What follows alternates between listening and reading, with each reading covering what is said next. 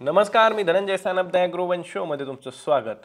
राज्याचे कृषी मंत्री माणिकराव कोकाटे यांनी कृत्रिम बुद्धिमत्ता ही कृषी क्षेत्रात वापरण्याच्या अनुषंगाने एक महत्त्वाचं विधान केलंय आणि ते विधान काय आहे तर कृषी क्षेत्रात कृत्रिम बुद्धिमत्तेचा वापर करण्यासाठी कर्ज पुरवठा करण्याबाबत राज्य सरकार विचार करतंय अशा पद्धतीची माहिती राज्याचे कृषी मंत्री माणिकराव कोकाटे यांनी 3 जून म्हणजेच बुधवार रोजी केलेली होती आणि त्यामुळे आता कृत्रिम बुद्धिमत्तेमुळे कृषी क्षेत्राला चालना मिळणार अशा चर्चेनं जोर धरलाय। खरं तर यामध्ये नेमकं काय करण्यात येणार आहे, राज्य सरकार कशा पद्धतीनं कर्ज पुरवठा करण्याबाबत विचार करतंय आणि माणिकराव कोकाटे नेमकं काय म्हणाले, त्याचा अर्थ नेमका काय, पुढच्या काळात कृत्रिम बुद्धिमत्तेसाठी आणि त्याचा वापर कृषी क्षेत्रात करण्यासाठी शेतकऱ्यांना काही कर्ज पुरवठा खरंच करता येऊ शकतो का, या सगळ्याची माहिती आपण आजच्या द ॲग्रोवन शोमध्ये घेणार आहोत, त्यामुळे व्हिडिओ शेवटपर्यंत बघा। राज्याचे कृषी मंत्री माणिकराव कोकाटे यांनी ज्या विषयाला तोंड फोडलं त्याचं खरं तर कारण असं आहे की राज्यामध्ये प्रायोगिक पातळीवरती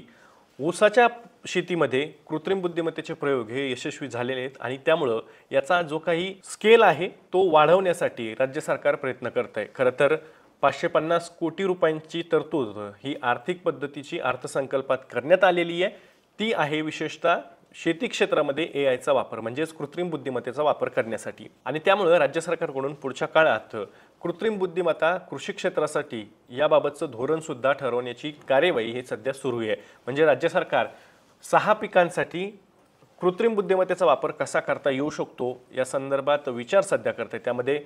कापूस, सोयाबीन यासारख्या पिकांचा सुद्धा समावेश असल्याचं अलीकडेच राज्याचे उपमुख्यमंत्री अजित पवार यांनी स्पष्ट केलेलं होतं आणि याच संदर्भात एक धोरणात्मक निर्णय राज्य सरकारच्या पातळीवरती घेतला जाईल अशी शक्यता सुद्धा आता वर्तवली जाते आणि त्याच अनुषंगाने जर का माणिकराव कोकाटे यांच्या विधानाकडे जर का बघितलं आपण तर त्यामध्ये आपल्याला एक महत्त्वाची गोष्ट अशी दिसते की आपल्याकडे सगळ्यात मोठा प्रॉब्लेम हा होता की कृषी क्षेत्रामध्ये एआयचा वापर करायचा असेल तर त्यासाठी लागणारा पैसा हा कुठून आणायचा, कारण की नवीन तंत्रज्ञान हे सुरुवातीला महागडं असतं, याच्याबद्दल आपण बोललेलो आहोत, ते शेतकऱ्यांनी घ्यायचं कसं आणि महागडं तंत्रज्ञान शेतकरी खरंच जोखीम घेऊ शकतील का आणि ते करू शकतील का, असा एक मोठा प्रश्न उपस्थित करण्यात आलेला होता आणि त्यामुळेच कृत्रिम बुद्धिमत्तेसाठीच कर्ज पुरवठा करण्याचा निर्णय राज्य सरकारच्या पातळीवरती घेतला जाईल अशी शक्यता माणिकराव कोकाटे यांनी सुद्धा वर्तवलेली आहे। त्यामुळे आता पुढच्या काळात आपल्याला हे नक्कीच बघावं लागणार आहे की कृत्रिम बुद्धिमत्तेसाठी ऊस पिकासोबतच इतर पिकांसाठीही कर्ज पुरवठा राज्य सरकार करणार का, त्याच्या संदर्भात नेमका निर्णय काय होऊ शकतो याच्याबद्दलही बऱ्याचशा अटकळी ह्या आता बांधल्या जात आहेत। आता वसंतदादा शुगर इन्स्टिट्यूट असेल किंवा कृषी विभाग असेल, त्यासोबतच राज्यातील साखर कारखानदार असतील, यांच्याकडूनही कृत्रिम बुद्धिमत्तेच्या वापरासाठी अनुकूल अशी प्रतिक्रिया आलेली आहे आणि त्यामुळे राज्य सरकारकडून पहिल्या टप्प्यात तरी ऊस उत्पादक शेतकऱ्यांना जिल्हा मध्यवर्ती सहकारी बँकांच्या माध्यमातून कर्ज पुरवठा करण्याचा विचार राज्य सरकार करतंय आणि साखर कारखान्यांनी त्यांच्या कार्यक्षेत्रातील ऊस पिकामध्ये कृत्रिम बुद्धिमत्तेच्या वापराला प्रोत्साहन देण्याची तयारी दाखवलेली आपल्याला माहिती आहे आणि त्यासाठी जिल्हा मध्यवर्ती सहकारी बँकाच्या माध्यमातून कर्ज पुरवठा करण्याचं नियोजन हे केलं जातंय। त्यामुळं कारखानदार त्यासोबतच त्यांचे प्रतिनिधी, जिल्हा मध्यवर्ती बँकांचे प्रतिनिधी आणि राज्य सहकारी बँकेचे प्रतिनिधी यांची एक एकत्रित बैठक ही पुढच्या काळात होणार आहे आणि त्यामध्ये कृषी विभागाच्या अनुषंगाने हा निर्णय, कृषी विभाग सुद्धा त्या बैठकीत असेल आणि त्यानंतर हा निर्णय सुद्धा घेण्यात येईल की नेमकं कशा पद्धतीनं हा कर्ज पुरवठा करायचा आहे। खरं तर यामध्ये कर्ज पुरवठा करणं ही खरं तर वरवर बघता राज्य सरकारसाठी आणि बँकांसाठी सोपी गोष्ट आहे, ती जर का राज्य सरकारनं राजकीय इच्छाशक्ती दाखवली तर ती सहज पद्धतीनं करता येऊ शकते आणि त्यामुळे तंत्रज्ञानाचा सुद्धा वापर शेतकरी करू लागतील असा जाणकारांचा विश्वास आहे। आता या बैठकीमध्ये नेमकी काय चर्चा होईल तर शक्यता अशी आहे की कर्ज पुरवठ्याचे निकष नेमके काय आहेत ते ठरवले जातील, सहकारी बँकांची भूमिका या संदर्भात काय असणार आहे त्याबद्दलही या बैठकीत चर्चा होईल, तसंच जे काही कर्ज शेतकऱ्यांना दिलं जाईल ते ऊस बिलातून म्हणजेच कर्जाची परतफेड कशी करायची, कर्ज वसुली कशी करायची तर ती ऊस बिलातून करता येऊ शकते का, या संदर्भात सुद्धा या बैठकीमध्ये चर्चा होऊ शकते अशी शक्यता ही वर्तवली जाते। दुसरीकडे यंदाच्या खरीप हंगामापासूनच राज्य सरकार हे कापूस, भात, केळी, द्राक्ष, संत्रा, मोसंबी, डाळिंब या पिकांमध्ये सुद्धा कृत्रिम बुद्धिमत्तेचा वापर करण्याचं नियोजन सध्या करतंय अशी माहिती कृषी विभागाकडून देण्यात आलेली आहे। त्यामुळं त्यासाठी कोणत्या पिकाला किती कर्ज पुरवठा करावा याबाबतचे निकषही ठरवले जाणार आहेत आणि त्या संदर्भात शासन निर्णय सुद्धा प्रसिद्ध केला जाईल अशी माहिती कृषी विभागातील सूत्रांनी दिलेली आहे। त्यामुळं एका पद्धतीनं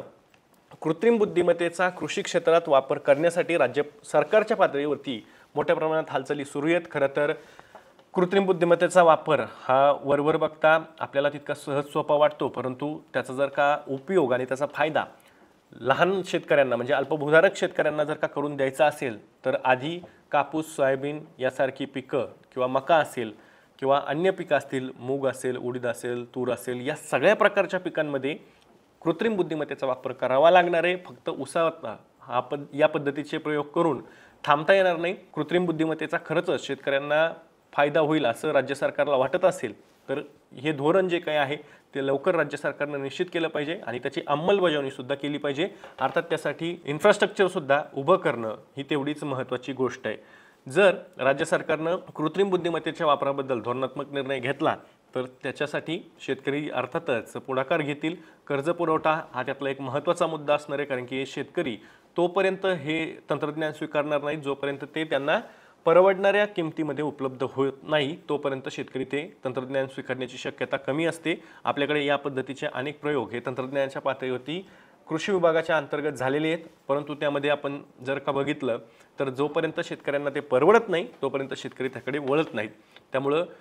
या पद्धतीचा जर का निर्णय राज्य सरकार कर्ज पुरवठा देण्याचा करणार असेल, घेणार असेल तर त्याचं स्वागत अर्थात शेतकऱ्यांकडून केलं जाईल। तर हे एक महत्त्वाचं अपडेट होतं। कृत्रिम बुद्धिमत्तेबद्दल खूप मोठी चर्चा ही सध्या सुरू आहे राज्य सरकारकडून। तर प्रत्येक विभागासाठी कृत्रिम बुद्धिमत्तेचा वापर कसा करता येईल, मग त्याच्यासाठी आरोग्य असेल, शिक्षण असेल, इतरही जे काही विभाग आहेत, कृषी विभाग आहे, तर या सगळ्या विभागांमध्ये कृत्रिम बुद्धिमत्तेचा वापर करून ते प्रश्न कसे सोडवले जातील याच्यावरती लक्ष दिलं जात आहे। पण दुसरीकडे हा सुद्धा प्रश्न महत्त्वाचा आहे की हे ज्यावेळेस करताना त्यामध्ये शेतकऱ्यांचा सहभाग करून घेणं, कृषी विभागाच्या अंतर्गत ज्यावेळेस हे धोरण निश्चित केलं जाईल त्यामध्ये शेतकरी हा मध्यवर्ती असला पाहिजे आणि शेतकरी मध्यवर्ती ठेवून या कृत्रिम बुद्धिमत्तेच्या धोरणाची अंमलबजावणी ही व्हायला हवी असं जाणकारांचं मत आहे। पुढच्या काळात नेमका कशा पद्धतीनं कृत्रिम बुद्धिमत्तेच्या वापरासाठी कर्ज पुरवठा हा राज्य सरकार करणार आहे याच्याबद्दलची जी काही स्पष्ट माहिती जी आहे, ती अधिकची जी माहिती आहे तीही आपल्या समोर आली की ती तुमच्यापर्यंत ॲग्रोवनच्या माध्यमातून आपण घेऊन येणारच आहोत। त्यामुळं तुम्ही अजूनही ॲग्रोवनच्या यूट्यूब चॅनलला सबस्क्राईब केलं नसेल तर लगेच सबस्क्राईब करा। मी तुर्तास या माहितीसोबत इथेच थांबतोय। मी दररोज संध्याकाळी 6 वाजता ॲग्रोवनच्या यूट्यूब चॅनलवर शेती आणि शेतकऱ्यांच्या हिताचे मुद्दे घेऊन येत असतो। त्यामुळं तुम्ही हा व्हिडिओ जास्तीत जास्त शेतकऱ्यांपर्यंत नक्की पोहोचवा। हा व्हिडिओ आवडला असेल तर नक्की त्याला लाईक करा आणि चॅनल सबस्क्राईब केलं नसेल तर पुन्हा सांगतोय लगेच सबस्क्राईब करून ठेवा, कारण की इथं फक्त शेतकऱ्यांच्या हिताच्या गोष्टीबद्दल चर्चा केली जाते। आपण पुन्हा भेटू, तोवर तुम्ही तुमची आणि तुमच्या जवळच्या माणसांची काळजी घ्या।